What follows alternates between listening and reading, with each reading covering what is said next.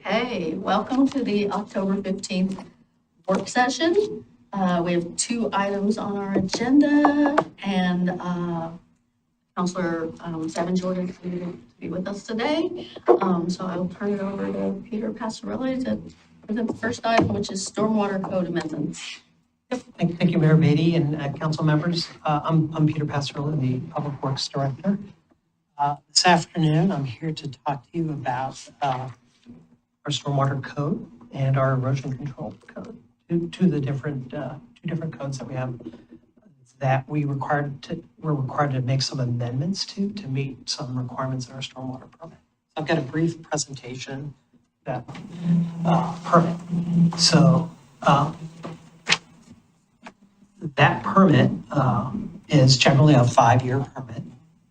We recently received a new permit in 2021 that was modified last year in 2023 to also capture some new requirements as it relates to pesticide monitoring. The permit, as we look at it from the stormwater perspective, is generally a sort of a qualitative permit. And when I say qualitative, we manage stormwater through a set of best management practices. If you look at the Kellogg treatment facility, that permit that Wes uses, it's more of a quantitative permit. So they have, strict discharge requirements that they have to meet before the water is discharged into the water. We don't have that at this point. So we try to work through best management practices, education and outreach, but there's a set of them that I've got on the next slide. So there's a qualitative piece as it relates to the stormwater permit, and on wastewater, it's more of a quantitative piece.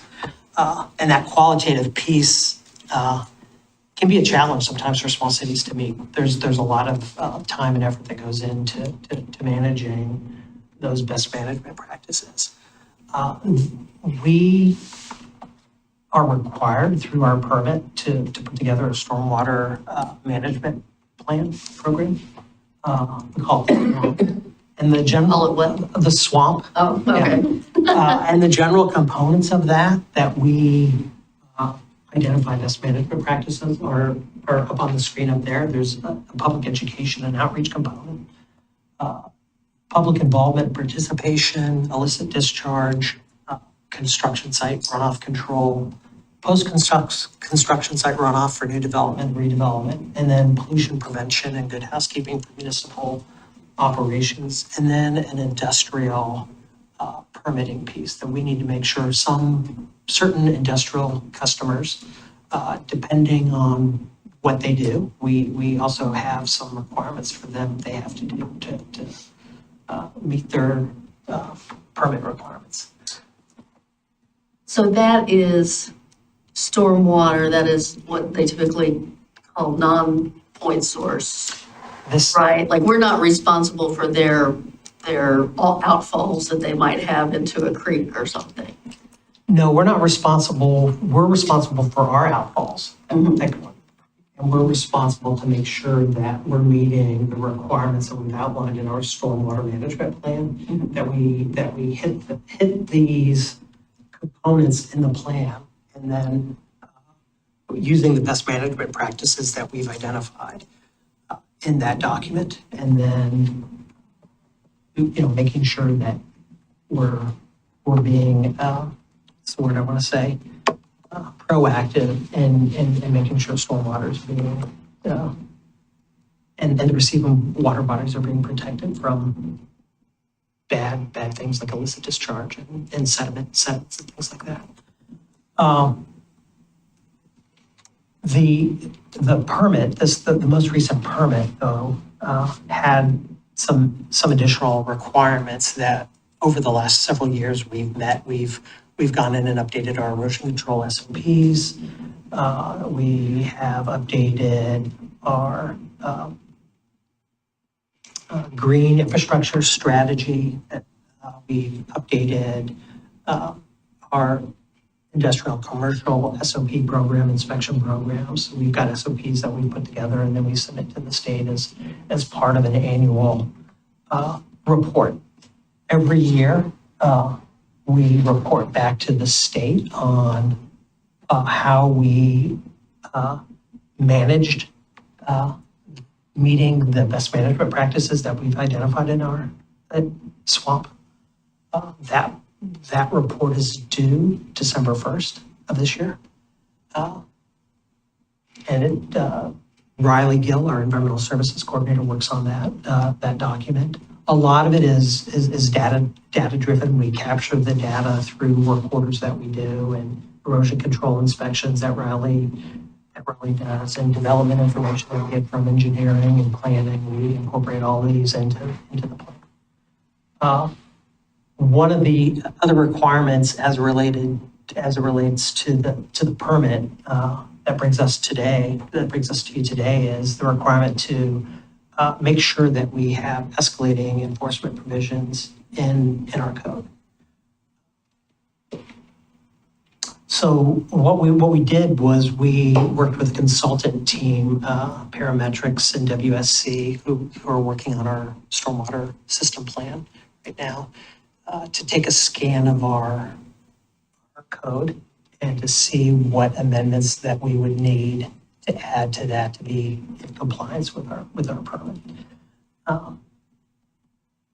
So what we ended up doing was, in the packet, there's some amendments both in the stormwater management code, chapter 13, and the erosion control code. The idea behind that is we need to make sure that we are continuing to implement and maintain escalating enforcement. That was something that our current code didn't really have in place at the time on qualifying construction sites, and this is generally just related to our erosion control program. So when somebody is,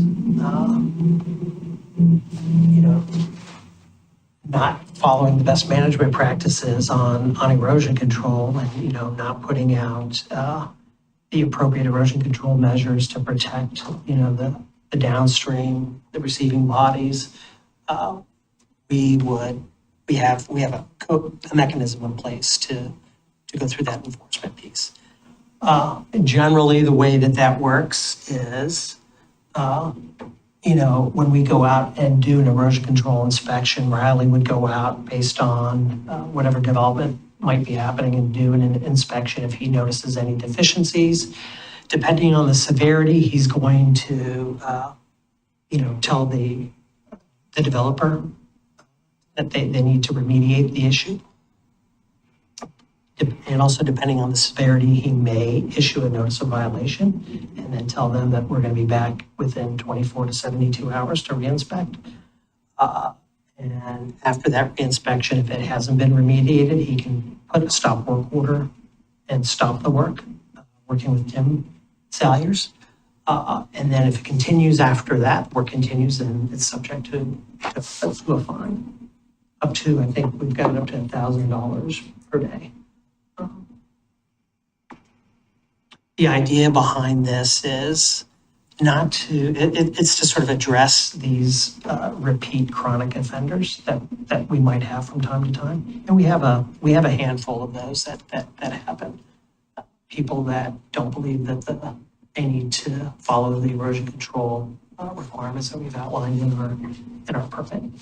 If we don't follow those, we could be held liable for not meeting our permit requirements and be fined by the state. So there was something in the 2023 amendment that required us to up these, or it's just It was in the come to our- It was in the 2021 permit. Okay. So, and there was a series of target dates. In 2022, there was a series of things that we had to report and add to our annual report. And last year, we had another series of items. And then 2024, December 1, 2024, we needed to make amendments to the storm management and erosion control code.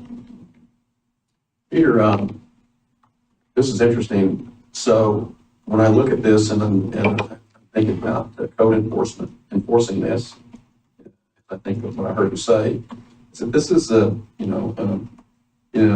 level of technical expertise is beyond a parking ticket. It is. And so did code enforcement get any training on how to do this, or? Well, Riley, our environmental services coordinator, He's so doing that. that is his role, to go out there and do these erosion control inspections for development. And sometimes it might not be development. It's wherever we're disturbing more than 500 square feet of soil, chance to remediate. And then,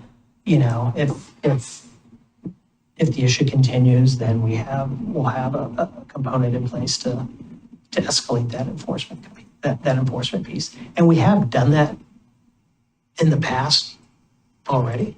We just don't necessarily have some of the language that the EPA and DEQ wants us to have in our code. Well, I think it'll make the enforcement job easier if it's spelled out. If you do these repeat violators, scofflaws. Yeah. Yeah.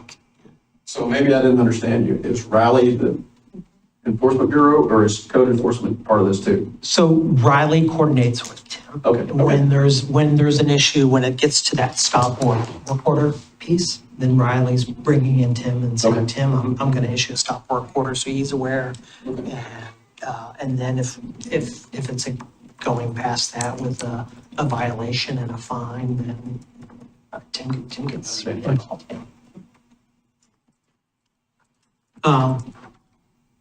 Yeah, I just wanted to show you some general examples of the different types of things that we see. So, if you are driving around and you do see something that looks off, and, somebody's got a pile of dirt or, landscape materials in the street, give us a call so we can go out there and take a look at it. Or, we are reliant sometimes on, people calling us and telling us there's an issue. Generally, most development, we're getting erosion control plans and those permits put in place, but it's often when we have, smaller projects, somebody might be replacing a driveway and they didn't think that the erosion control was going to apply to them. We run into those types of issues, and so. I appreciate the overview. Is it okay if we dive into the text of the code and ask questions about that? Sure. Yeah. Right. On work session page 25, it looks like you're tweaking the definition of, I don't know, I'm gonna try and find a page number that might be more helpful for you. Do you have the work session? No, I don't. Okay. 25 is the stormwater, not the erosion. Which will be different than, I mean, it's fine. If you want to dive into that, I just want to make sure Peter Sure. knew that you were. okay. We can wait till we get to erosion. Yeah. Yeah, so we have both, the amendments cover both chapters 13.14, 1628. We made some adjustments to the definitions, so they align with language that's in our permit. And then we've added this escalating enforcement components to both sections to be consistent. And then working with Tim, we made some adjustments to how we've structured sort of the violations and penalty piece in the code. With some of the definition tweaks that you do, when you change the definition, there are a few different changes that you've made to impervious surface. Would that cover, how would permeable pavement fit into this? I know in a lot of our new parks and even on Lake Road, we've done something like that. Would that qualify as impervious surface? Well, permeable pavement, we use that as a tool to reduce the requirement for how much stormwater has to be how the stormwater is managed on the property. So that's a tool that we use, so we don't have to build large infrastructure to collect and move the stormwater offsite. During the construction of that permeable pavement, however, there would still be a requirement for erosion control measures because we're disturbing that soil, putting that infrastructure in place. Does that make sense? Yeah, and even just to clarify, I think the definition here results in more runoff than undeveloped conditions. Maybe this just gets at the nature of permeable pavement, but would that be true then in that case, or? Say that again? I guess maybe this is where it leads. I'm curious if the permeable pavement that we're developing would result in more runoff than undeveloped conditions. So would it be an impervious surface under this definition or not? You know, that's a good question. There's still, And I guess it is a very niche. We're not having folks develop on our parks as much. It's more if you live on Lake Road, that might change some conditions, but.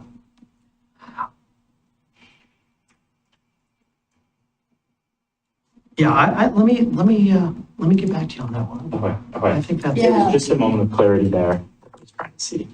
And I would just point out that we will have a different definition in our land use code, right? It may or may not be the same definition, I guess. So Yeah. when we talk about impervious surface for purposes of lot coverage in the land use, I don't think it's going to refer to this definition. I think it's going to Yeah, I mean, have its own definition. and I mean, this is generally, we're thinking of infrastructure in general. So Yeah. that pervious pavement is certainly another choice that somebody might decide to install on their property, perhaps on their driveway. But in terms of how we use this within our code and how we manage stormwater as it relates to erosion control, it wouldn't really matter because it's sort of that disturbed, that disturbed surface area that Okay. matters. Okay, that makes sense then. Yeah. So these definitions are only relevant to those two chapters of code that you've identified, or do these Well, this is, apply to more? these are relevant to our stormwater and erosion control. But they don't extend past those chapters specifically.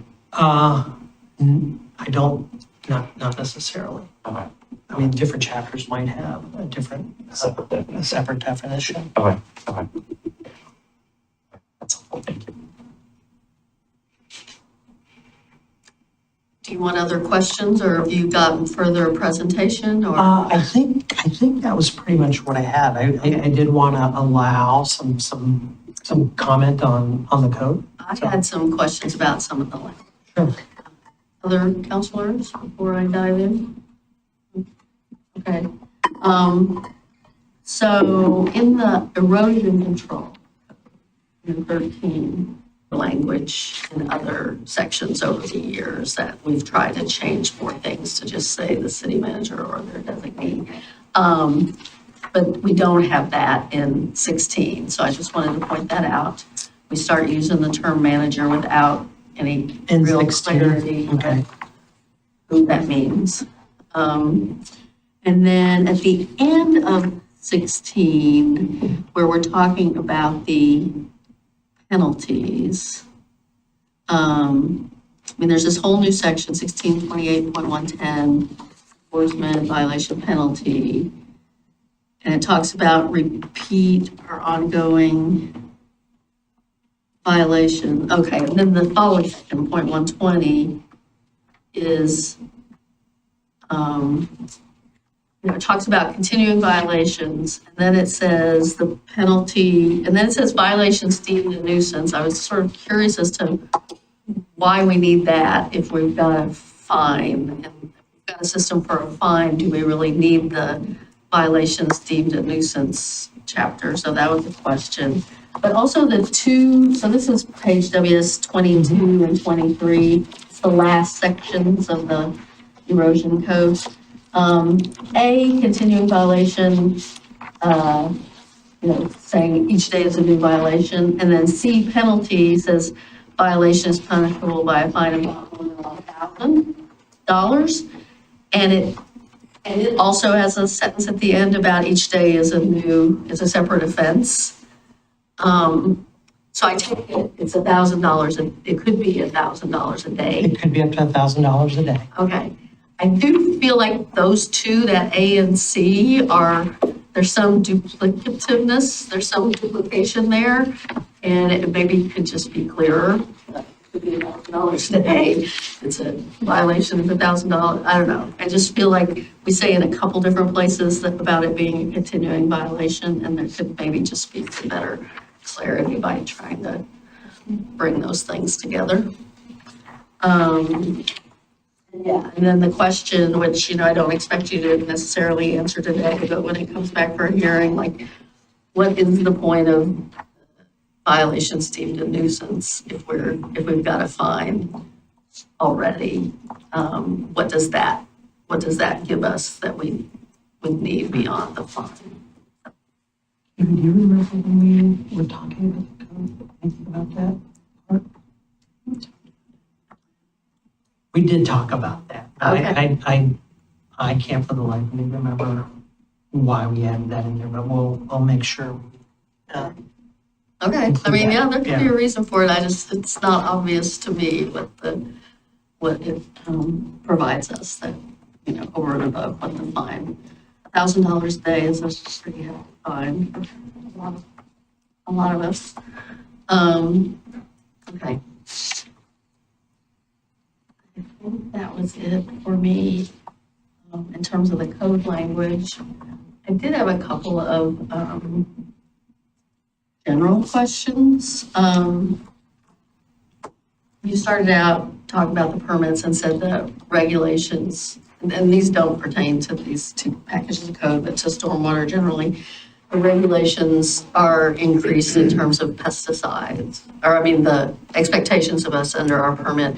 And I will tell you, going back to like 2015, when I started sitting on the Milwaukie Watersheds Council board, it was always I was always pushing and advocating for more public information campaign about pesticides, because I will tell you, I moved here and I thought, if they sell it at Fred Meyer, it must be okay, it must be safe. If they sell it at your neighborhood Ace Hardware, it must be safe. And then the more I learned about some of the stuff that people are using every day on lawns and how bad it is for fish and how bad it is for our waterways.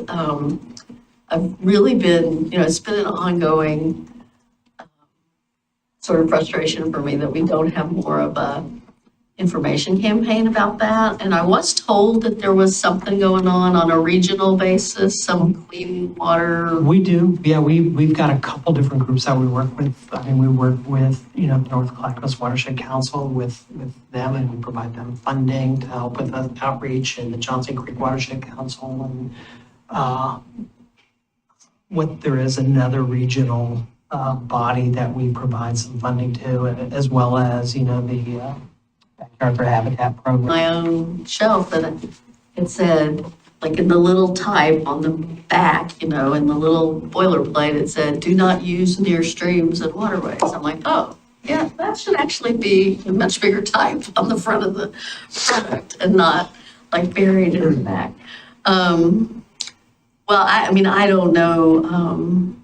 Maybe the upcoming Arbor Day and the Earth Day events are places where we can try and get out, some info on that. I did understand that there was some regional group that was doing an information campaign, but that was like 3 years ago. And it was probably one of the things that was, kind of thrown off by the pandemic, but, The one I remember is, and I can't remember if it was Backyard Habitat or whatever it was. It's like a pesticide pledge that you agreed to follow all these best practices and that kind of thing. I saw it a lot for a while, but I haven't heard much about it lately. Does that strike a bell with you? I recall that as well, but I will mention, we have put in the Bee City USA application, so, that's going to promote awareness as relates to, pesticides as well, so. And, I think the Rotary and that group is focused on helping us with that public education. Yeah. So. Yeah. Good.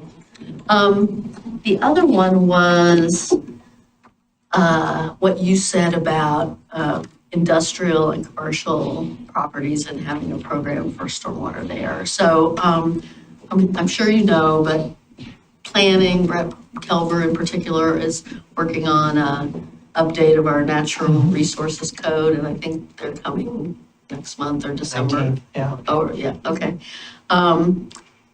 So one of the things I brought up with Brett, talking about that, is the stormwater, just all the parking lots along Johnson Creek in particular. I mean, I'm sure there are parking lots close to Minthorn and Kellogg, although Kellogg's more residential, but Johnson Creek in particular in the North Milwaukie industrial area, there's a lot of parking lots that run really close to the creek, and they're underutilized. So they're not, you go through there and you'll see they're mostly empty.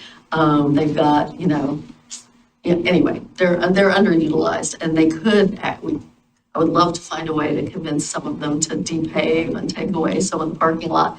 But short of that, how do we get some, some swales or some kind of green infrastructure in there that does some amount of purification of the runoff that comes off of those parking lots. And so, I just sort of want to flag that as an issue that I will probably want to talk about when Brett and his code get here. So, it's not all within our control, but if we have this sort of obligation to do more with industrial and commercial, then, yeah. Well, I think, as it relates to, new development, we do have mechanisms in place to provide protections for stormwater quality, right, for water quality. I mean, that developers are required to meet certain requirements, right? I think the challenge is with a lot of the existing developments that were, things that were constructed years ago, right? Yeah. That don't have those requirements. And how do you manage that and require those retrofits? So. Right. And no, that is it. We have parking lots that could not be built today that close to the creeks, but they were built, before we regulated that, right? So, yeah. I will tell you, Raleigh has certainly spent some time this year trying to investigate an issue of foam in Johnson Creek. So, he's been working with Portland and DEQ to try to find a source of foam that has periodically popped up in Johnson Creek. Yeah. Right down by, right down by Johnson Creek at the T intersection down there. Mm-hmm. We've seen evidence from Portland, sometimes in Portland, sometimes a weird sheen, sometimes inside Milwaukie, and it's hard to find because we are also at the sort of the downstream. Back about probably before you worked businesses along the creeks here. Can I ask one more code question before we wrap up in 5 minutes? We have in 1628:30, there's a requirement on work session 18, for those playing along with the work session packet. It says that erosion control plan must be kept on site and made available during site inspections or upon request. To me, I was wondering if that is especially the line must be kept on site. It already is required to be made available upon request. Why would we include that? If it is a physical copy of your erosion control plan, Adjourn or providing that on site in addition to any requests would be good. Could you explain that a little bit to me? Maybe I'm off base. So, the requirement is if Riley is going out there to do an inspection, he's going to want to see the erosion control plan to make sure that the developer or the property owner is following the plan that was approved. He can't necessarily carry all those documents with him, so, just as it relates to any other development, generally the developer keeps all the required documentation on site to meet the permit requirements. For electrical permits, they keep the building plan. So this is a component of that building plan. Okay. But I think the point you're getting to is that if you have to have it on site, that's fine, but if I say, or on request, it's kind of like an elevator certificate. You know, if you want it on site, that's fine, but there's no need to have it on demand because it's there. Is that what you're talking about? That was kind of what I was getting at, especially the idea of printing out or having a physical copy, and maybe it's not a physical copy per se. I don't think they do, I think they do pull that one. But Okay. it's that when an inspector is on site, they can request to see the materials. I think that I'm sure, I mean, I'm sure you'll find this language elsewhere in the code too, and it probably is a bit duplicative, but I think it's so that when we request it, when we need it from, our desks here, we can request it, but also when our inspectors are on site, they are able to ask those questions, and it's not oh, please come back in 2 days when we can pull this up. They can pull it up electronically, or they have it. Okay, that's helpful. Well, a little duplicative, it does make sense. You said that's in 1628.03? Uh-huh. 030. We're hearing. It's common in all environmental. So Peter, I have one comment, not a question. So the Watershed Council published their strategic plan a few weeks ago. And one of the sort of long-range projects is to focus on stormwater. And they feel, I think rightfully so, that they just have to get their arms around what's there, and gather a lot of data.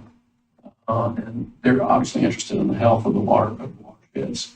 So they're just sort of kicking this off. They don't have a sampling plan or anything like that, but I just want you to be aware of that. And what has come to their attention especially is that maybe you folks know about this, but it was certainly new to me. There is a stabilizer chemical in tires, okay? And it has the name of it is like 2.5 lines long, and only a chemical engineer would 6 appreciate. ppv. That's it. Yep. All right. 6 ppd, okay? But this stuff is like toxic to coho. Huh.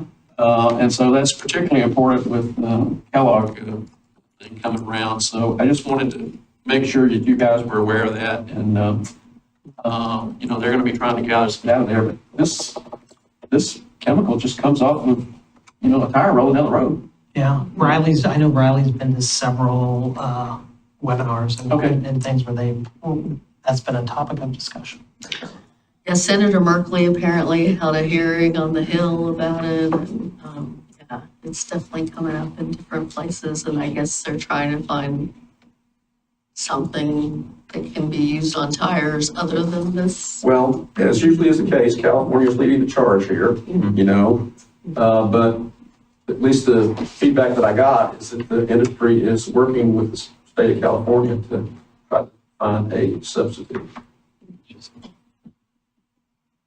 I mean, it's part of why when we just, a couple months ago, we had discussions about the street designs for the TSP. And I brought up the swales, because it is why having swales, having road runoff go get some kind of treatment. Because they do find, that's what I heard from some of the reading I did, was they do find that swales do the job.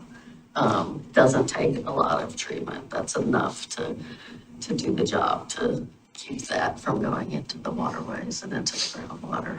So, There's a lot of commonly used chemicals that we don't know, like what the health impacts are, right? We had talked earlier this year just about PFAS, right? And that's just one set of chemicals. There's lots of them out there. there are, and those have been used forever.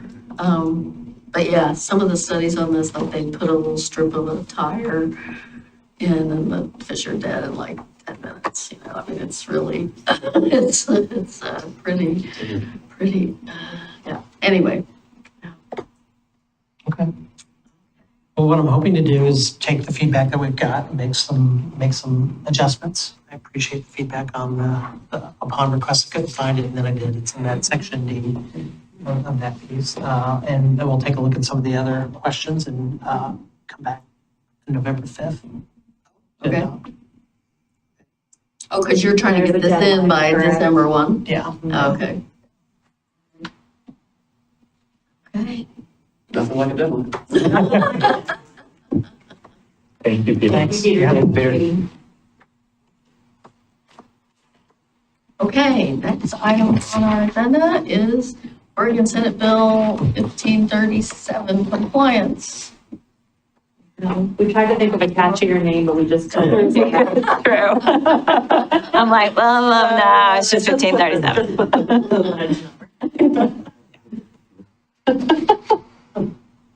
What is the state telling us to do now? Oh, there's That was my reaction.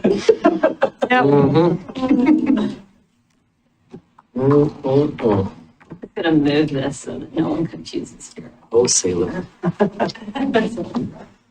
Oh,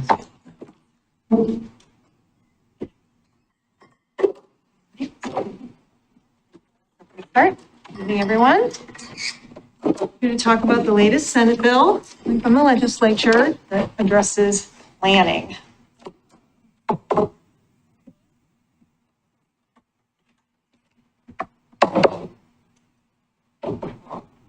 It's one of the arrows, is it?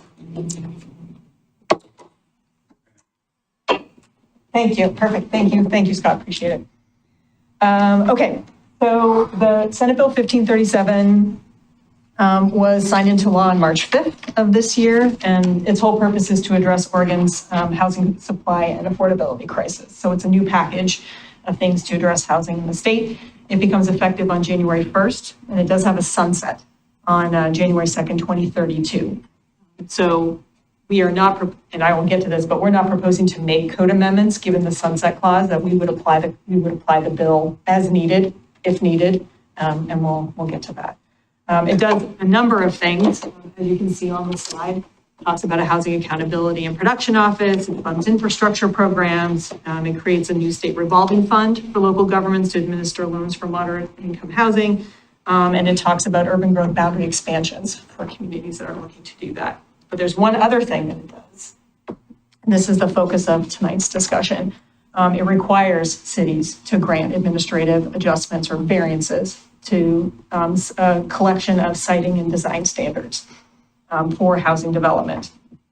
Some of the key provisions is that one of the applications can have up to 10 distinct variances. It has very specific conditions and timelines as part of those applications, and only the applicant can appeal a land use decision like that. So abutters and so on, NDAs do not have the ability to appeal. So this is the most important part of the conversation. That's what we're going to talk about today. There is an exemption to the Senate bill, and we're going to talk about that as well.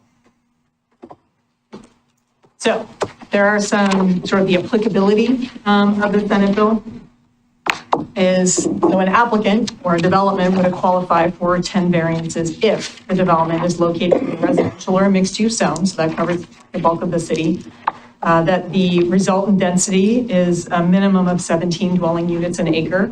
To give you a sense of what that is, if you're familiar with the cottage cluster on 40th Avenue, 10271, that cottage cluster development is 20 units an acre. Density, it's 6 units on a third of an acre. So just as a way of visualizing what 17 dwelling units an acre is. And there's a net there, you need to show that there's a net increase in new housing units. So it applies to single detached homes, mixed use, where the mixed use building is at least 75% residential. Manufactured dwelling parks, it applies to ADUs, and it applies to all the middle housing types as well. Can I clarify? Yes. Do they have to meet all criteria or just one criteria? Yeah, it has to meet all of those, yes. Yeah. sorry, hold on. Can you go back real quick? I'm sorry. Yes. And just as a reminder for folks, this was originally HB 3414. It went down.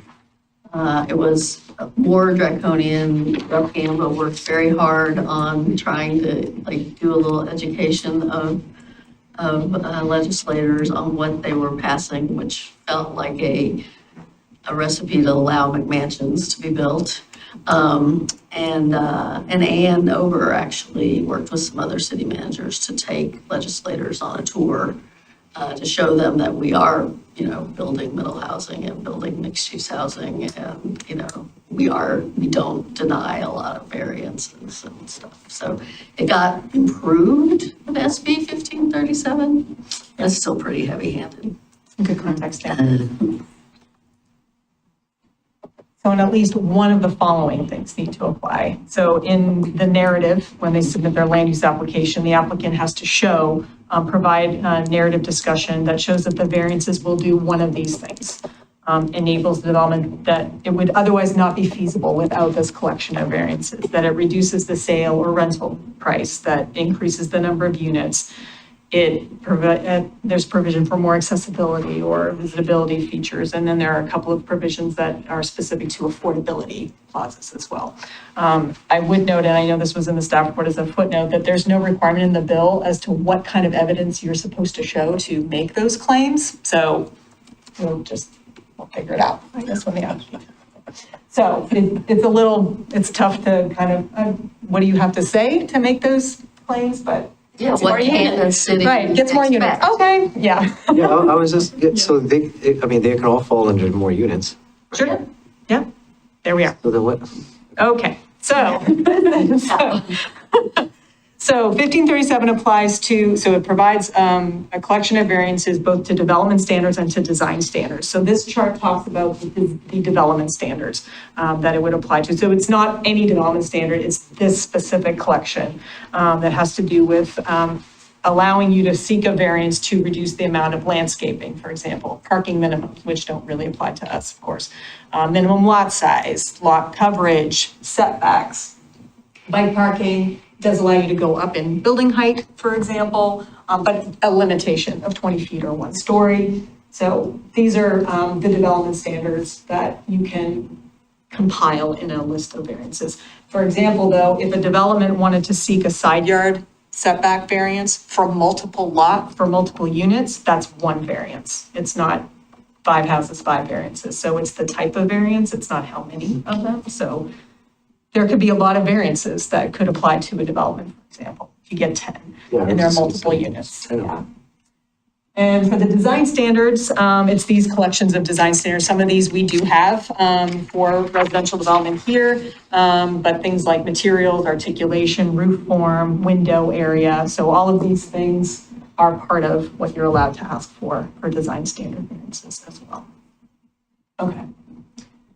The review process, it is a type 2 process, so it's a planning manager decision and there is public notice. But again, only the applicant can appeal a decision. So, we included this in our, in the staff report that there's what we would do is we would include in the notice that goes out that this is a very special kind of type 2 variance package, because part of notifications can be really frustrating when folks get a notice, but they don't have any real say in any of it. So, we would craft language if that's where we go, to make sure that folks understand what kind of variance package this is, to try to minimize the amount of frustration that we might get for folks. And it does include also, though, it does include extensions, alterations, or expansions of non-conforming development, which would actually typically be a type 3 variance in our code. So it pulls those kinds of things in this type 2 umbrella of process. So those kinds of things would not go to the planning commission. You mentioned public notice, but Yeah. can the public provide comment? They sure can. Yes, they can definitely provide comment. It's just important for us, I think, to set the table of expectations for folks. Well, yeah, when they I'm do curious that, if because that way we too. actually have to approve Yeah. variances. But So, even if they do provide comment, there's No, I nothing know. that's going to change, which is Right. really frustrating for people to Yeah. think that Yeah. there's the possibility for Absolutely. change and then there's not. It's like, well, listen, but we can't do anything No. about it. It's not a great Eating our own situation. tail. and again, because the provisions of the bill sunset, we're not proposing any code amendments that we would apply this, except pin on that for a second, because there is an exemption process to 1537.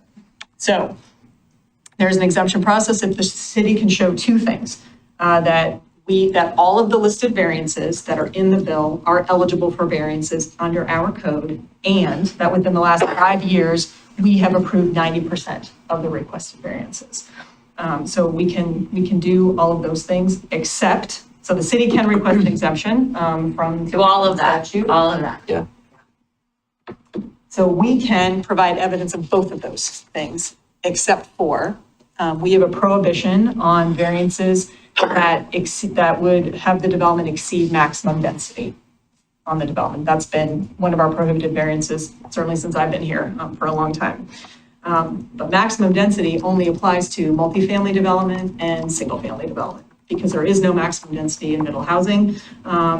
And so a planned development right now is the only way to exceed maximum density, like we did, for example, at Hillside. That was a planned development. Or Burnham Oaks was also a planned development, so they could bump up the number of units. So we're nearly there as far as the exemption process.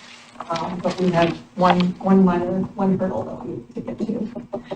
So again, for density regulates the number of units, not the size of the development, not the size of the building. So the box, it's not about the box, it's about how many things are in the box. And our code relies primarily, we talked a lot about this during the whole middle housing field process, that we primarily rely on development standards to govern the box. Setbacks, lot coverage, tree code, minimum landscaping, those kinds of things are what regulate that size of that box, or the jello mold that we've talked about before. So, and this is a graphic that kind of just talks about kind of what that means. So when you're looking at a property, we've got setbacks, we have lot coverage as an example, and so then we have a box. There's building height, all of those things kind of regulate that jello mold.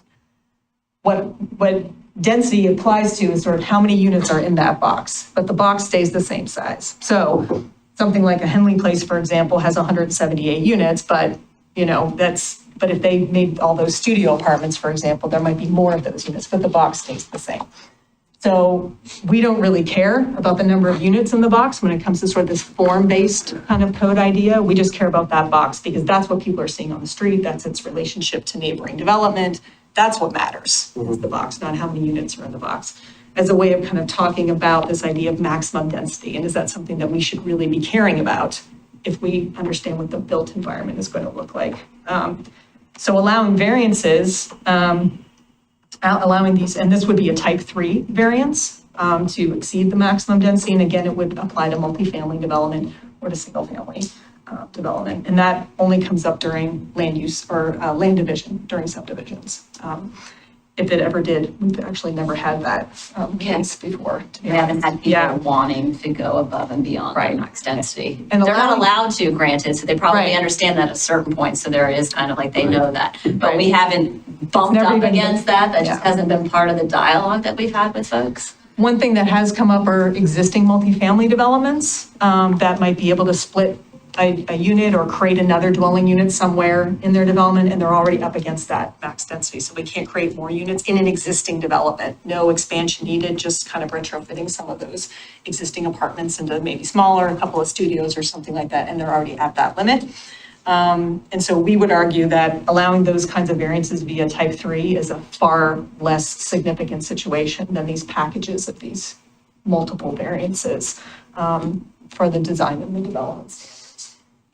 So again, for single detached dwellings, maximum density, it's tagged to, and it's in the code, but it's tagged to lot size. So if your minimum lot size for a single family home is 5,000 square feet in any of the zones, the maximum density is tagged to what that's going to be. So if someone wanted to exceed maximum density in a very standard single family subdivision, then they're most likely trying to reduce the size of the lot.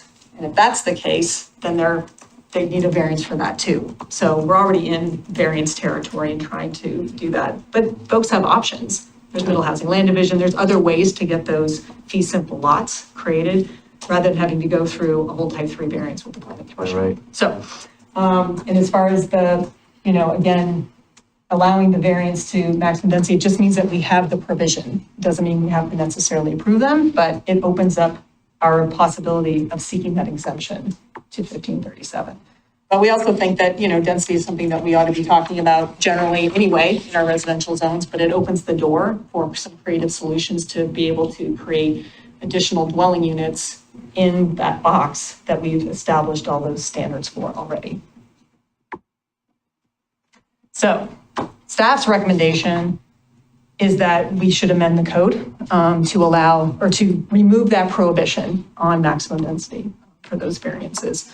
And then if we do that, we would recommend that we apply for the exemption to 1537 so that we can maintain control over the standards that we care about, which are those development standards.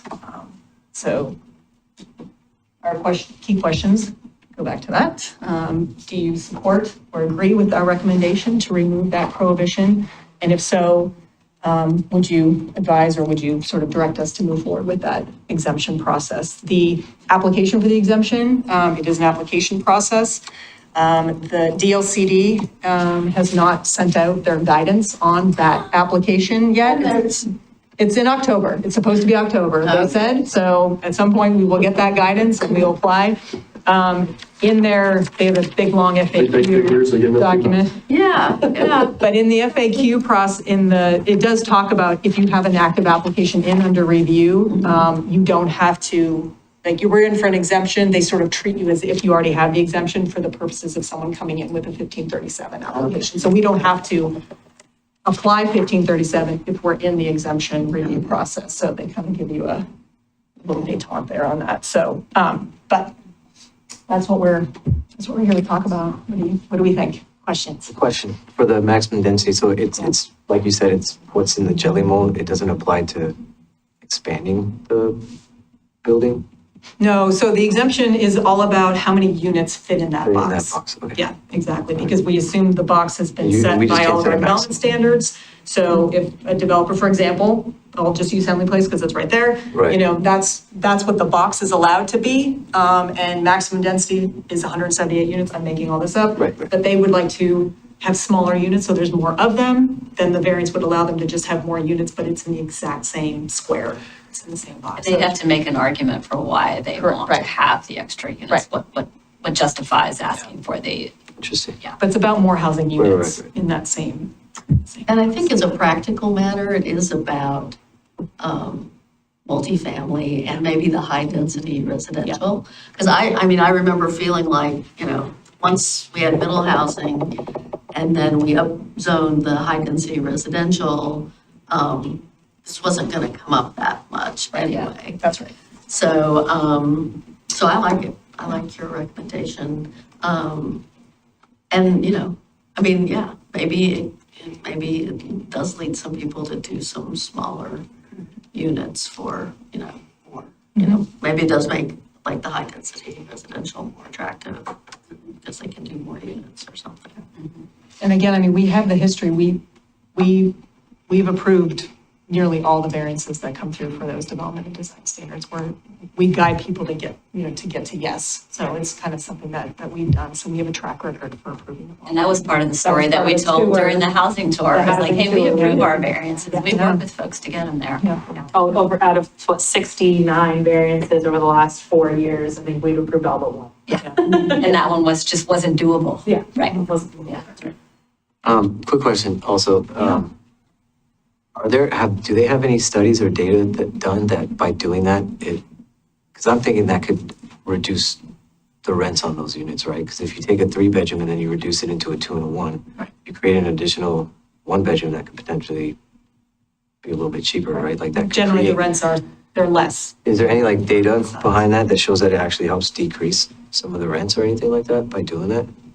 Sure, I could find something. I'm sure that talks it about, just yeah. talks about smaller Yeah, units. smaller units are less expensive. Right, but I'm just curious if it has a overall impact on the rent in general, because even like if you took a 2-bedroom or if you took a 1-bedroom and made it a studio for whatever you say arbitrarily, but it still costs $1,700 for a studio, that's not exactly ideal. Correct. But like it doesn't actually result in, an overall of that, the overall unit. It's not gonna decrease, the sort of the market value of the studio, Well, I'm saying it's because you have more units. but it will increase the supply of studios. Right, so that's what I'm saying, like is there anything, Maybe someday, if Maybe. you have enough of them, right? I And it love your depends on- optimism. I love your optimism. Well, it depends on the development and, Right. you know, the bill and the developer. I mean, there's a lot that goes into that. You know, a That's building why I'm like a curious place if- is going to have higher rents, for example, than, you know, some Right. other buildings, just Right. because of the amenities and all of that. So Yeah, I'm just curious if because it opens up more inventory, Right. if that has an impact. that's sort of the hope, that optimism that we have, yeah. I'm just curious, I think this thing is complicated. You know, and so when we look at our situation, yeah, we kind of got it under control. Yeah, it's not going to be a huge deal for us. But I wonder what it means for the rest of the state. I mean, I don't know that everyone has sort of focused on increasing housing inventory as much as Milwaukee has. Right, well, And you may not know the answer to this, it's just sort of a rhetorical question. I just don't know, you know, how big a deal this is going to be statewide. I think it does depend on the community, and I wasn't part of the bill creation, certainly, You weren't. but I was not, no, I'm busy They're here. off, yeah.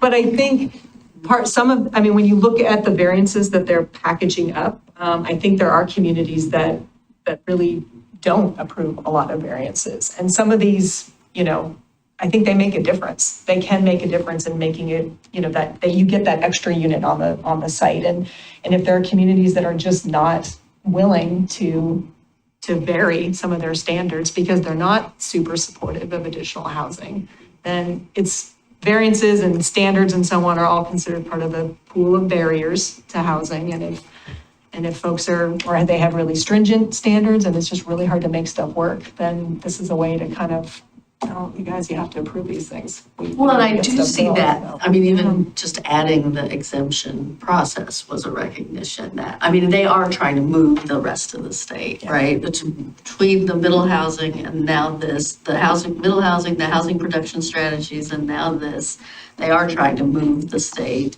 And the creation of the exemption is sort of giving a recognition that some places have done more than others, and that they don't have to be held to their feet to the fire or whatever. Does anyone have any insight into the sun clips that close? I'm trying to figure that one out. Was that a way to get it passed? I think so. Yeah. The governor also has said to legislators that she expects sunsets on new programs across the board. So a lot of legislation that was introduced in the last session, more so than other sessions, had sunsets. And I think that she's in some ways holding herself to that same standard. Interesting, okay. I think it's because it's like there's like, we're going to try these things, but there's no guarantee that they're going to work the way that we think that they're going to work or the way we want them to work. So let's try it out and see what happens. And then if it's not producing anything, then let's find another way. Yeah. Which makes sense. I think that's pretty smart. I will say, I think about to your first question here, I would agree. It makes sense to allow a little more flexibility in the Jill. And I think about your question there, Robert, with the second question you posed. I mean, this bill was drafted with the understanding that like cities have been a real barrier to housing production. And like one of the reasons we have this affordability crisis we do is because cities have made it so hard to build units that will meaningfully change that. I wonder, are there other things in the, like, if we are going to apply for a variant or for a exemption, are there other things we would want to include in our code changes aside from this density change?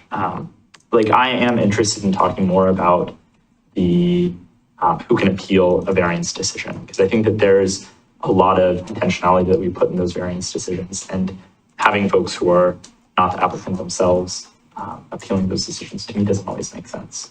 I think it just encourages NIMBYism in neighborhoods trying to dictate conditions on the lots. Like, it's not like we're making decisions about granting variances willy-nilly. There's a lot of thoughtful work that our planning department does there. And so I think that oftentimes when you see those appeals, they're not necessarily based on the decisions that are happening with the planning department. It's more based on larger kind of dislike of housing and housing density. So I'd be curious about a process like this. And I'd also be curious, in the list of kind of criteria, you have to have at least one criteria, or even the variances that they allow. Are there other things that we maybe don't have in our code. And this is where I know the least of the three other people here at this table. I've never sat on planning commission, but are there other things that might be valuable to include in this as well? I would say Yeah. that keeping this what it is for the moment. Yeah. Because otherwise, we're having a completely different conversation, I think, about who can appeal, what is it that we're appealing, what gets a type 3 variance, what is our noticing process. Obviously, also how we notice things and how it gets appealed is part of the state statute, so we can only, there's limitations within what we can change there. Yeah. I do think that you could look at our variances and what type of process that has to go through, whether it's a type 1, type 2, or type 3, because when you get into type 3s, that's when you go to planning commission, and that's when people will come and in your NIMBYism, I don't think we're pretty good about that here in the city of Milwaukee. I don't think we have a ton of that, but we do have a little bit of things. But I think that that would be looking at our variance process and how we're processing all of the different types of variances, Yeah. and analyzing that and seeing if there are any changes that we could make. That we've talked about that. We talk about that a lot, Yeah. all the time with internally, because we're like, some of the variances or some of the things that the planning commission, we're not sure that it rises to the level of going to the planning commission. Sometimes it seems just a lot of conversation when really, if they meet the code as it is, you're going to allow the variance. So I think that there's a lot of conversations that we can have, but I think this is separate from that. That's a bigger conversation. Yeah, I was gonna say, we haven't had a public conversation about that. That would definitely need to It would be- a public Yeah. outreach and conversation to change, who can appeal especially. Who can appeal, and I don't even know, we'd have to look at what the limitations are the statute, state, yeah. because the state tells us a lot of these Are you things. talking about in general? This would be, so what I would say is the reason why I think why I appreciate this bill, even if we exempt ourselves out of it or appeal for that exemption, is it provides kind of like framework for certain things that might be a discussion. One of these things is the appeal limitations that the bill would set forth. And so I would agree, it maybe isn't the type of thing that we decide on right now, but I do think there's merits in discussing these things. And I think that's what I appreciate. There are two communities that SB 1537 really addresses, the communities who are way out of bounds or not approving any variances. It'll look very different for them. But I do still think that for cities like Milwaukee that are almost compliant, but for a few things, I think there's still some value in discussing, or using it as an opportunity to discuss larger questions about our variance process, if that makes sense. And I appreciate the tweaks that we're making there, but I'd say looking at other things, like I would also be interested in understanding 10 variances per applicant versus 3 variances, if there's some change that we could make there, or other changes. Yeah, that's our own. Sort of, we allow a variance application to have 3 Three. requests. Yeah. Every request in So one. that's a conversation we could have. We could How bump often that do up. you see somebody who really wants to have a 4th or a 5th? I think it's happened a couple of times since I've been here. It generally doesn't. Yeah, it's not an But, issue. but that doesn't mean that we couldn't open that up a little bit more, certainly. And as far as the variance piece go, and what we didn't cover in here, I think it is in the staff report, that what we've been talking about internally is using this package of variances that are part of the bill and using those as incentives for affordable housing. So we'll be coming back to you, I think it's in January 5th, actually, with an affordable housing code and incentives code. And we thought we would pull this stuff into that and use those as part of an affordable housing package, not just all housing, but Yeah. let's Affordable housing, let's make use it that. specific. Yeah. What we So, need, yeah. actually. So we're not forgetting this collection of variances, but maybe there's a way that we can pull it into affordable housing instead and really focus it, that is thinking of it as an incentive of allowing all of these things if you're building affordable housing, but we'll have that discussion in the new year. That's something that we talk about. I do. You're not wrong. It's great to revisit our process. We're I think constantly. about it all the time and talk about it. Especially when anybody has an idea, someone's calling in with a yeah, why don't we allow that, you know? And here we are with a housekeeping package that has a bunch of things in it. And then it opens up the whole code. the Right, whole big so here we are, conversation, so right? it's And then it gets complicated always, fast. yeah, we'll be back in the spring with a housekeeping package to try to clean up some of these things and hopefully remove even more of these complications. But if we wanted to have a larger conversation Yeah. about our variances and Yeah. all of that, that's like a work, that is a whole little thing that we would have to do. Yes, Like that for is sure. a piece that we would have to set aside time to do and kind of how that fits into the whole. You know, I was gonna say, we'll Yeah. be talking about that when we talk about hubs in a couple of weeks. Like, Yeah. what's the to-do list for the planning department Yeah. and where? How much time do you have? Yeah. And just a comment, I do want to just say that lack of affording people the opportunity to appeal, I don't like that. I feel like that's kind of a conflict of interest to only allow the applicant to appeal a decision. Well, the only appeal they're going to have is a no. And when you think about it, I'd hate to paint everybody with a broad stroke and say everyone who comments are NIMBYs, because that's not necessarily true. There's a lot of people that just don't know the process, that aren't familiar with government, don't know how these things work. So it's also an opportunity to engage with the community and help them learn about this process and what this is, and not to restrict them and create another barrier from allowing them to engage with their government. The other side of it too is, even though we have those comments and we do have appeals, you guys just said it, 90% get approved. We've had one that has over 63, 69, so Because so much of the comments don't actually talk about the criteria, because if developments meet the criteria, then we have to approve them. because people don't understand that. So Yeah. to take that away, that's something I have an issue with that in the bill, to be honest How with you. many appeals have we had in like the last 3 years? It's pretty small. 3 years, I think we had The the one one. that we just had. Yeah, we had to go back pretty far to remember how we did those. Right. Remember what does this look like again, and that kind of thing, so, yeah. Probably been a handful in the last. Well, I appreciate what you just said, Counselor Koster-Bunny, and I would also say, Counselor Anderson started out with cities have created boundaries, have created constraints, and I think unfortunately, in that whole process of HB 3414 and now SB 1537, there were some cities that certain members of the governor's staff had a bad experience in, and that drove a package that was really heavy-handed for cities that were complying and were trying to build housing. So I think I would not agree with that assumption that cities have been an obstacle. I would say the developers too. Developers have perpetuated this problem. I mean, you got something like that going in, we allowed that. They were allowed to do that, but how many people you think are renting that? How many Milwaukeeans moved in there? How many people in Milwaukee can afford that? So it's not us perpetuating a lot of the issues. I mean, we're trying, but it's the fact that we keep doing this carrot and stick deal with the developers, and they're just taking the money and building what benefits their bottom line, not necessarily what benefits us. We don't control the market.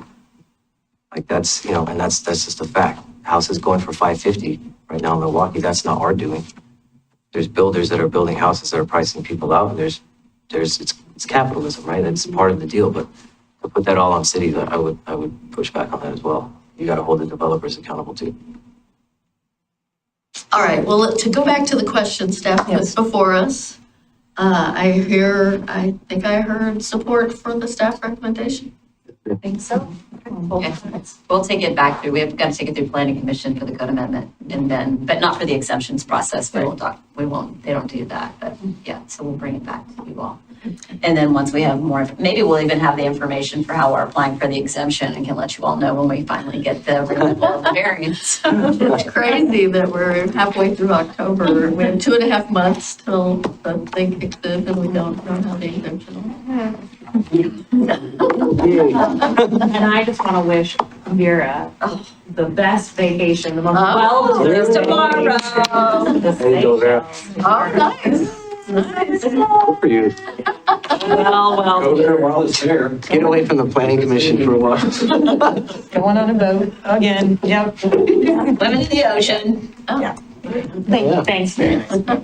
Thanks for telling everybody I won't be home.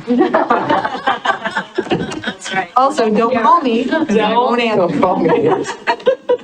Thank you very much. Thank you all. That's Yeah, awesome. thank you. Thank you. Wow, we're mostly on schedule. Look at that. So we do not have an executive session today. We originally were supposed to. So we thought we would move up council reports to this time frame.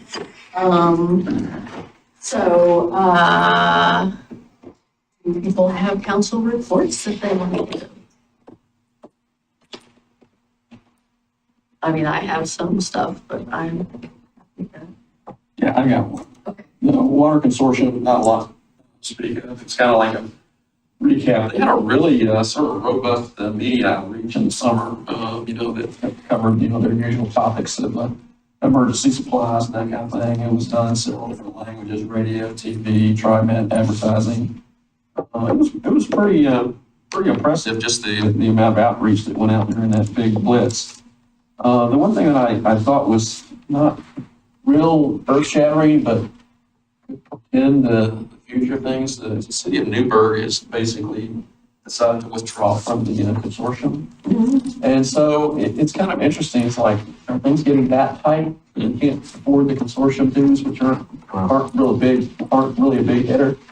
So, we keep hearing about, funding shortfalls in cities and that kind of thing. So I hope that's not a look at the future, but it was interesting that Newburgh just decided they can't afford the $7 grand. So, Wow, Okay. interesting. That was really the only things that were significant. I'll mention on that, I mean, I don't know what Newburgh's situation is, but some cities, their water provider is like a regional, like the Clackamas River Water or whatever, and still the cities are in, and so there's some places where there's some kind of duplication. I don't know if that's the situation with Newburgh. I do remember when I was new on that commission, or that consortium, Wilsonville withdrew, and then like a year later, they came back in. Because I think they ultimately decided, and I raised at the time, like our dues and what we pay for them, and Peter's view was that what we get from that in terms of water conservation stuff, I mean, we fulfill some of the requirements, like he was talking about with stormwater, but on the water side, but through our membership with that in terms of emergency preparedness, regional cooperation and water conservation. Yeah, I've asked Peter the same question. He feels like it's worth the investment. Okay. I'm sorry, I just want to hit one more thing. It was interesting. A couple of the cities gave presentations. Two of the presentations were virtually identical. And I didn't realize that some of the cities get their water from the Portland Water District. And it comes at super high pressure. Interesting. And they have to have a way to reduce the pressure to actually get it into their water system so they don't have all this kind of pipe erosion and this kind of thing. And so this has typically been done with valve reducers and that kind of thing. And so evidently, there's this technology out there that basically takes this energy from this high pressure water to electricity. Now, the investment is pretty high. It costs like $700 grand. And so the payoffs are over 10 years, but it's sold back to the utility company. And there's a lot, the cities have found a lot of grants and that kind of thing to help pay for that $700 grand. So that reduces their return on investment below a decade. So it was kind of interesting. Never heard of it before. But I mean, it's just a water tournament. Yeah, I've seen the little ones, and even like in creeks, there's little ones you can put in creeks. We're talking about those since 2020. Yeah, you have been. Actually met with a company in Belgium about them. In Belgium? Yeah, because they design those, Yeah. they're mini hydroelectric turbines. Yeah. You can have a system, farmers use them. They use the natural flow of the water to, and on winter months, you can have a system linking, up Kellogg Creek and up Johnson Creek. And then power, generating that energy and storing that and then using it to offset where we have those intensive storms or intensive weather events. I would love to have one right there once they remove Kellogg Dam. That natural flow there, that's a lot of natural generation. Yeah. I've actually talked to Neil about it a couple times. Yeah. Interesting technology, very, very interesting, very unique. Other council reports? On No. my end. No.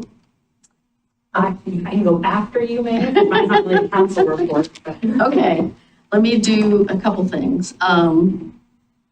One, a Metro met this morning in a work session, Metro Council met and had two things on their agenda. First thing was regional microtransit.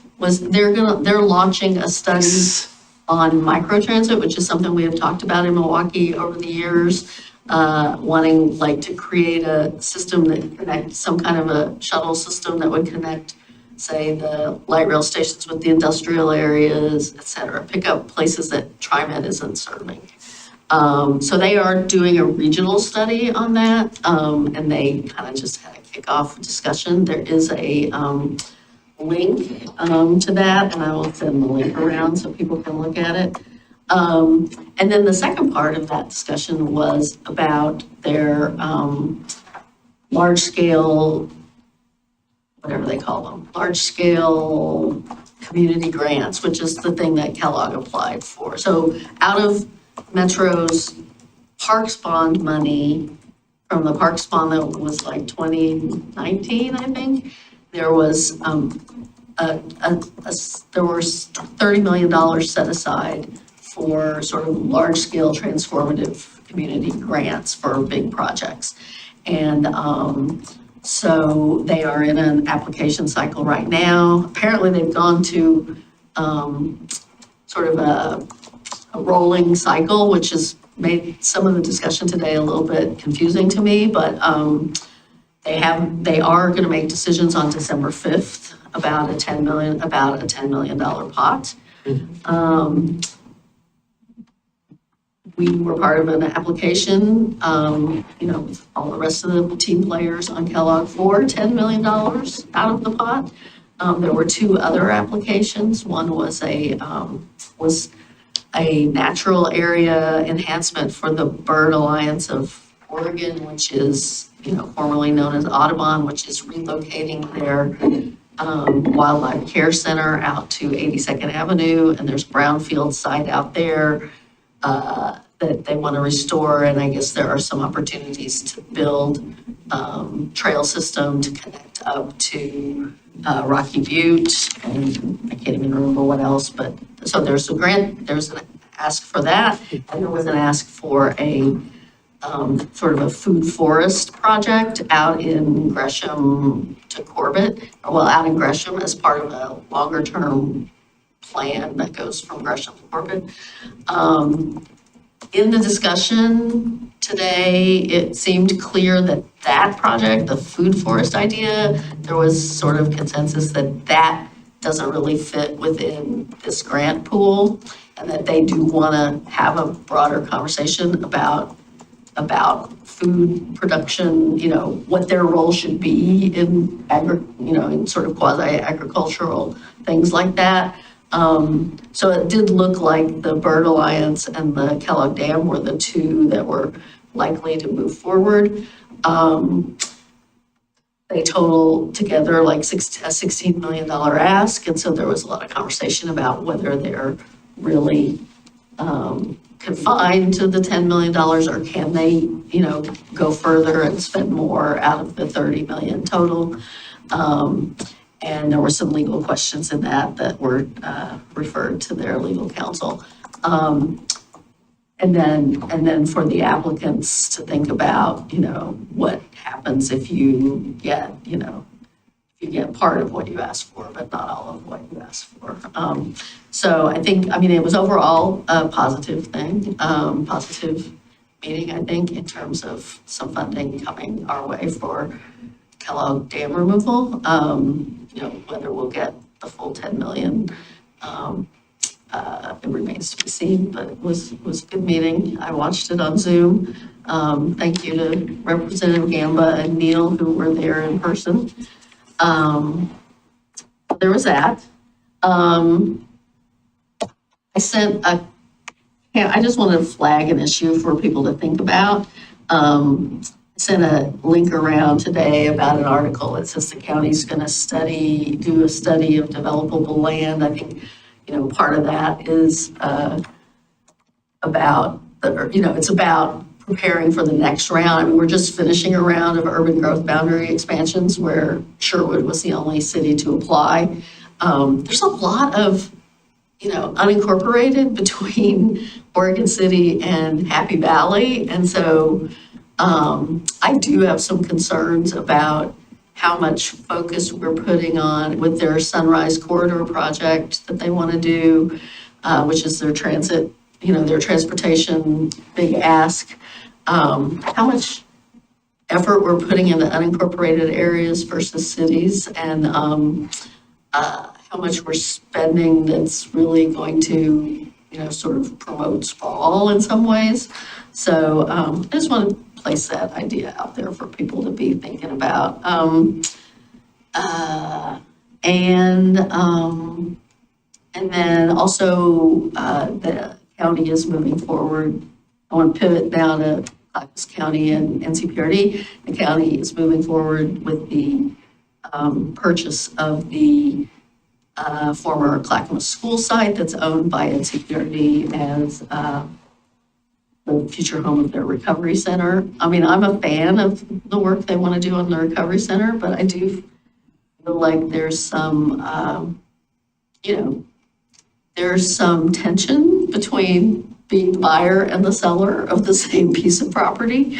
And I was really disappointed to see the staff report for the sale or the contract, the documentation. There was really staff documentation for the sale, which is, I think, being considered on Thursday, does not provide any kind of appraisal of the property. Now, our lawyer pointed out to me there's nothing that requires them to supply an appraisal, but it seems to me when you are wearing both hats and you have to you should be representing the interests of two different groups with two different, interests, that there should be an appraisal. They're selling the property for half of its, what the county assessor says is its assessed value. And that's low. Pardon? And that's low. And that's low. Yeah. Yeah. So it feels like it's not great representation for NCPRD. So I just wanted to say that I do feel concerned about the price point that's selling at. And we hear and I share the concern about underparked areas to the east.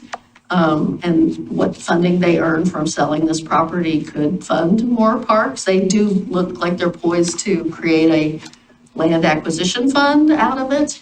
But could it be $5-6 million as opposed to 3.5? Anyway, a concern I had. And then that brings me to parks more generally. We've had various conversations about the parks. I spoke with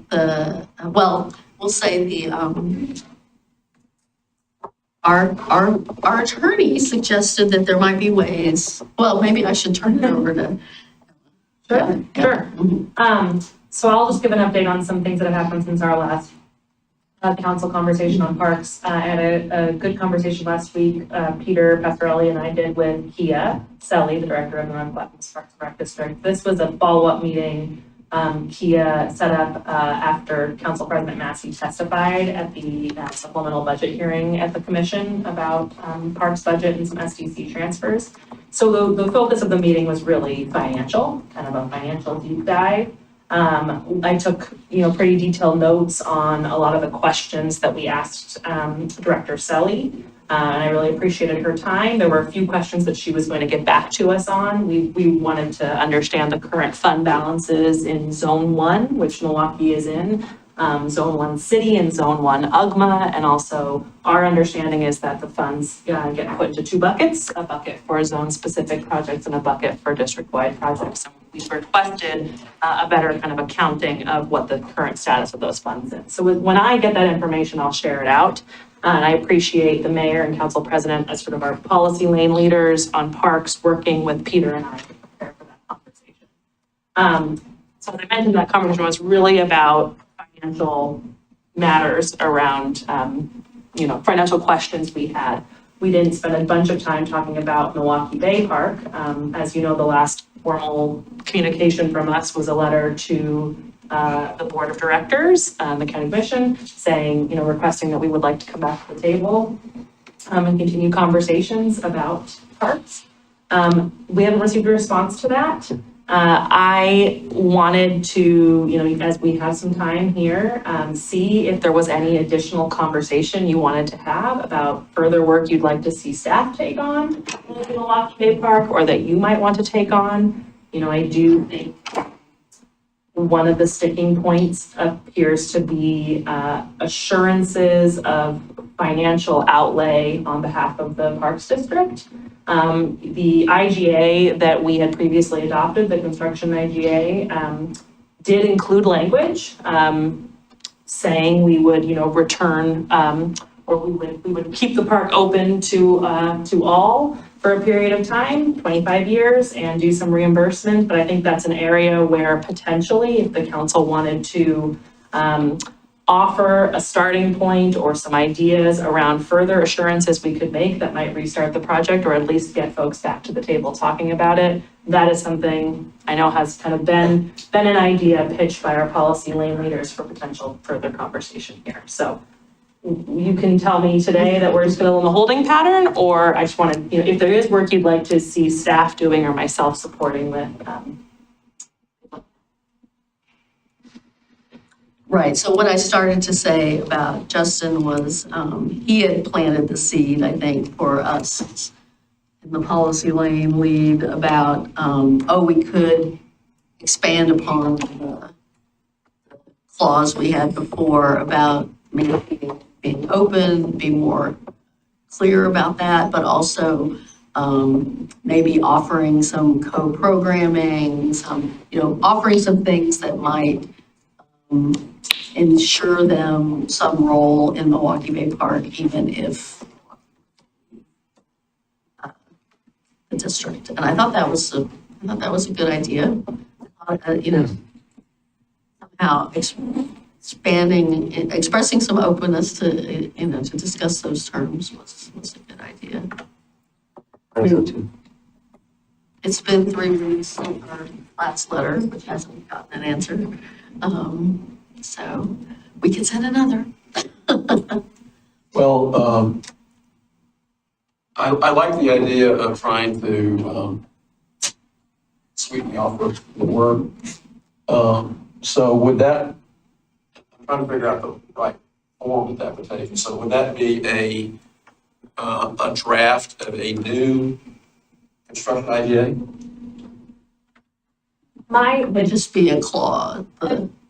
My advice, we also don't want to sink a bunch of staff time into something that, if they just say, nope, we'll see you when the appeal is resolved, we have to kind of play our cards right there. But I think potentially, and I welcome Justin's thoughts on this too, potentially a, acknowledgement that one of the things we would be open to talking about, were they to take us up on this 2-on-2 conversation, would be terms around assurances, financial assurances that would make them more comfortable in proceeding with the park. That's sort of where I would recommend, rather than really unpacking and rewriting an IGA before they've even told us. Okay, I understand that. So what would be different beyond the offering of? I think what and this is a decision you would get to make, but the NCPRD stands to put in a significant contribution of funding to the park. Something along the lines of, if the city were to leave it during a period of time, 15 years, we would look to reimburse that contribution. I think that is not, that would be taking it a step further than the language that was currently in there. If you are prepared to make a commitment like that. It's a big commitment. It is, and I think it could be, there are different funding pools that they potentially could use, right? And so if it's our SDCs, Yeah, we shouldn't have to pay what we already paid. yeah, exactly. But if they were to use their Metro bond measure money, or, certain other pools of money. I mean, maybe that should be on the table, at least for discussion.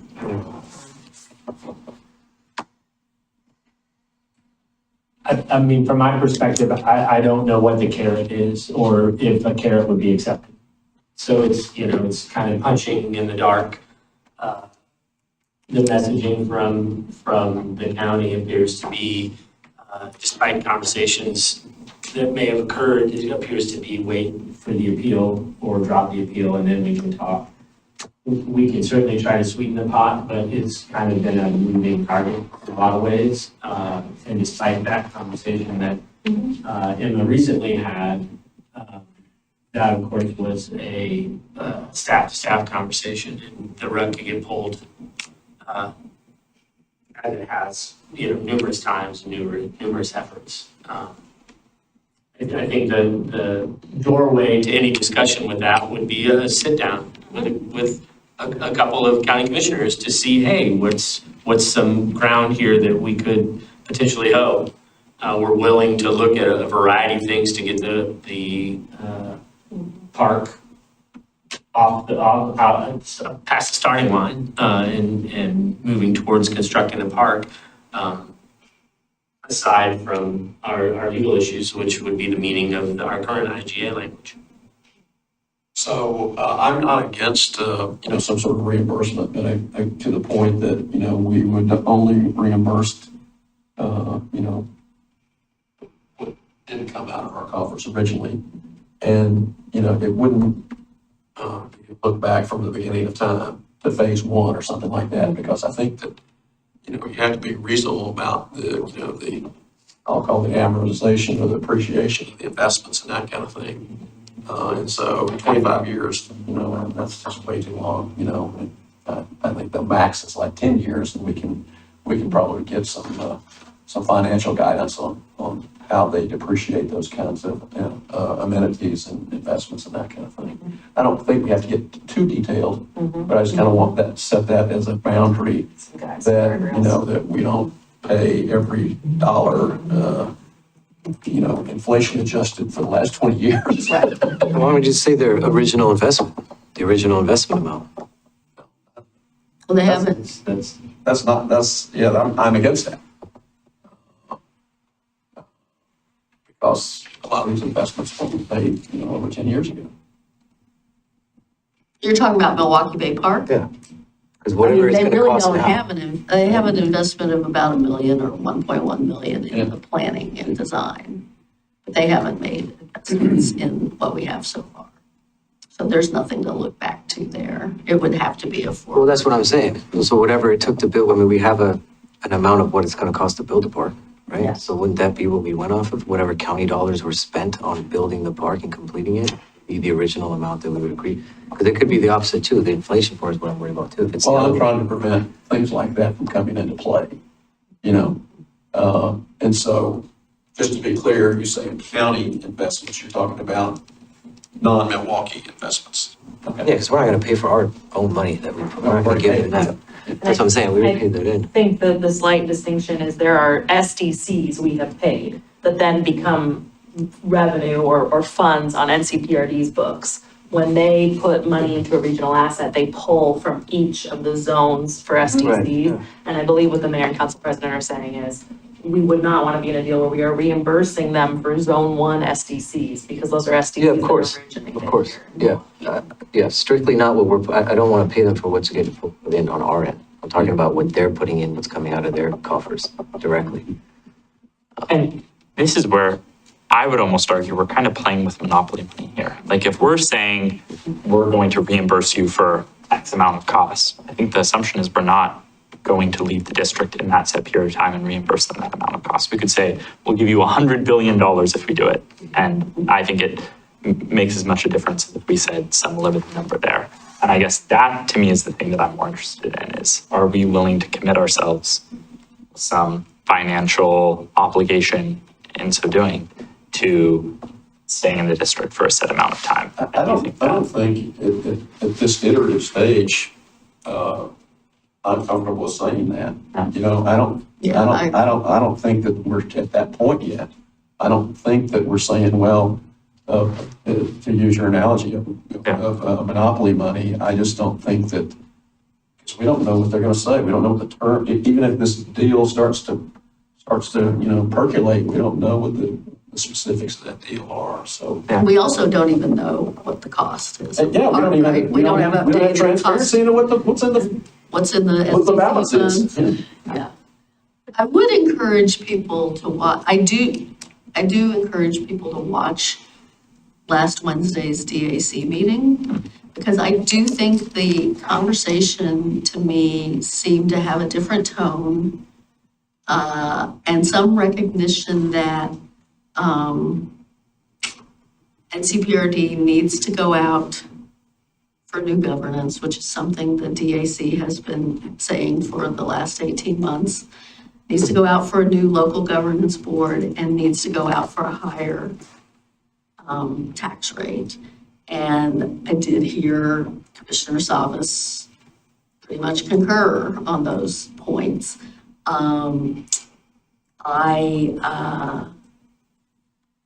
And I do think there's a general sense that the whole sort of public dialogue around Milwaukie Bay Park is not going to make those things easier. So that resolving Milwaukie Bay Park may be, maybe a way, getting to resolution on Milwaukie Bay Park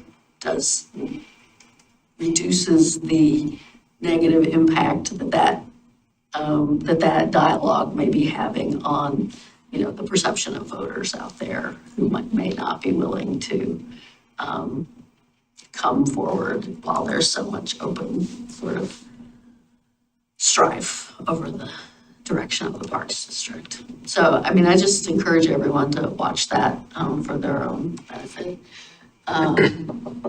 So I want to make sure I understand what you said.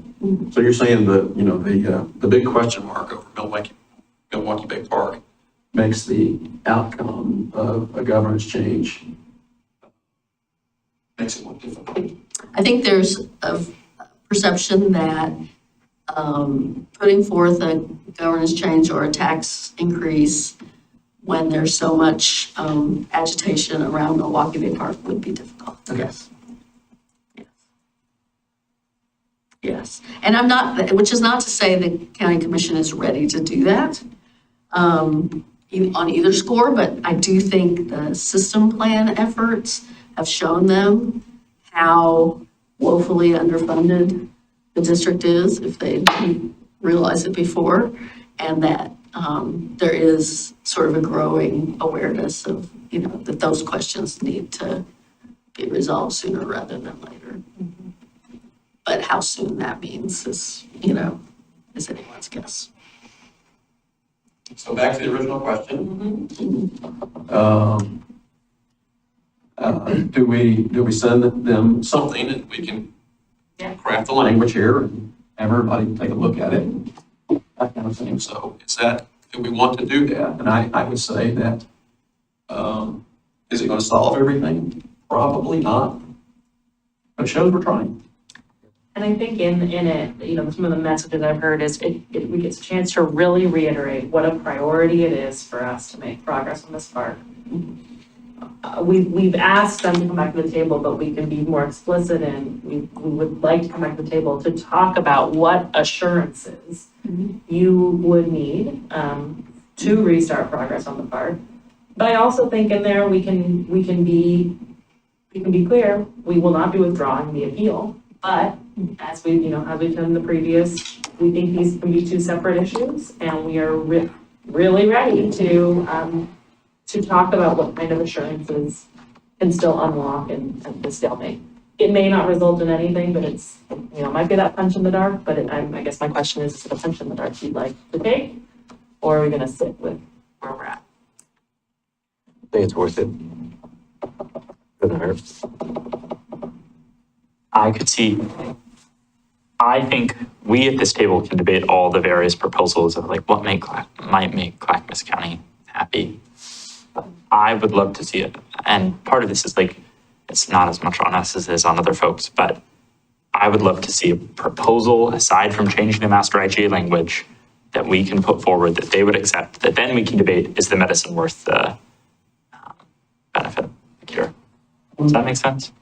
I'm not sure I followed. I didn't either. I think what I'm saying is, I really want us to have like, if there's something that we can bring back to the table here that then we can debate, is this something we're willing to sacrifice? Or if there is some amount of give, I think saying to the county, the IGA change that you asked for is off the table, but give us something else. Like we're willing to negotiate. We're willing to be flexible. We might not like it, but we want to hear other options that might get at your core concern. I don't know if the county would provide that, but I would appreciate that, because at the end of the day, we might say, no, I dislike this. But if they have some other draconian proposal they want to bring out, I'm happy to consider it at the very least. So you're saying go Send forward the with the letter kind back. of Yeah. letter that Emma's talking about? Yeah. Yep. Oh, wait, so are you asking what will satisfy you? Basically, So we're not saying, here's something we can offer. I think it's a little bit, it's how you get at that, Or it's asking the come to question. the table to discuss That's what what. I think it is that. Yeah. Putting something together is we don't know the SDC funds, we Yeah. don't have a budget strategy. Yeah, it can't be anything, there's no detail there. There's no detail.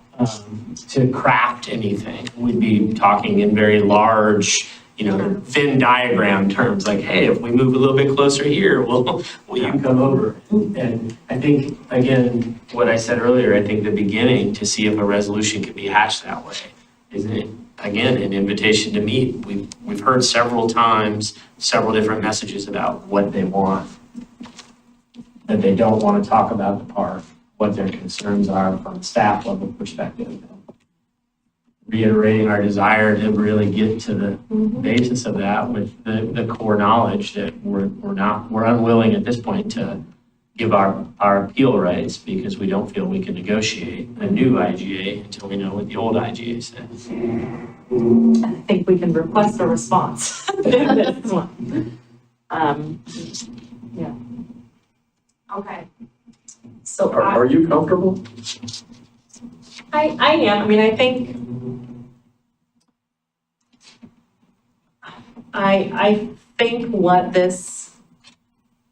I think there's now a much greater public interest and awareness on this topic. I think that has been drummed up by the community organizing around it. We are working as staff on sort of a web page, just to kind of explain. I mean, we have a lot of outdated information about parks online. We're kind of trying to clean that up and just, for folks looking for more information on this, just be very objective and clear about what those communications from us to the county have been. I feel like an additional communication that documents our position of really wanting to make progress here, willingness to talk about what assurances would get that restarted, and clarifies our opinion, as Justin just said, that we are not giving up our appeal rights because we need to understand those terms before we can move forward on any master IGA. I think there's no harm in doing that, and if anything, for the public who are following this along or may start to follow along on this, it continues to document clearly where the city of Milwaukie stands on the issue, which I know has been a hard thing to track. This is a complex, multi-layered topic. I think it just makes the position on Milwaukie Bay Park a little more black and white for where we are. I think also coming off the heels of the supplemental budget transfer of SDCs to fund Concord, which is another regional asset, it positions us to say, we would like something like that to happen in the future to fund our regional asset. Yep, we have a district-wide asset. And it's also an opportunity to address the $250,000 that we transferred out of the Yes. budget and to say, we can find that again. will find that again when you're ready to start building. Okay. I think there's no opposition to me working with our lane leaders to draft that next communication. We'll circulate it to council. Okay, sounds Thank good. Sounds good. Any last council reports? Not a report, just I attached the strategic plan for CAB. It'll be a part of next week's meeting packet. Next week's meeting, okay. Well, we Or, already I went mean, over it. next November 5th meeting.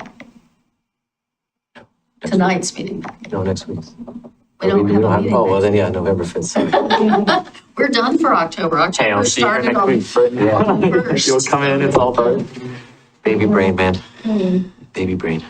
Okay, all right, well then we're adjourned till 6:30. See you then. I should not have